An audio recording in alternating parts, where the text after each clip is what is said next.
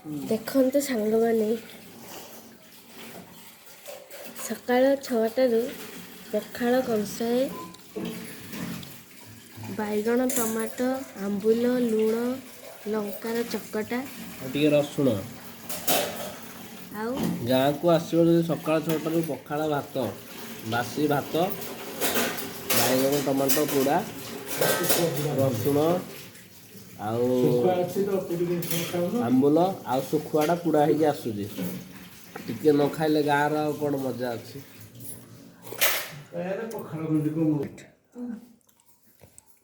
ଦେଖନ୍ତୁ ଏବେ ଶୁଖୁଆ ବି ପହଞ୍ଚିଗଲା ପୋଡ଼ା ହେଇକି ଟିକେ ରସୁଣଟା ଆମେ ଚକୁଟି ଦେବା ଆଉ ଲଙ୍କା ଟିକେ ଚକୁଟିକି ଶୁଖୁଆ ଲଙ୍କା ରସୁଣ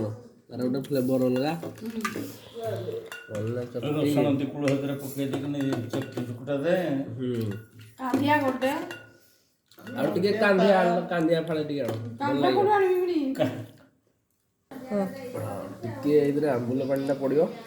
ଆଉ ଟିକେ ଚକଟିକି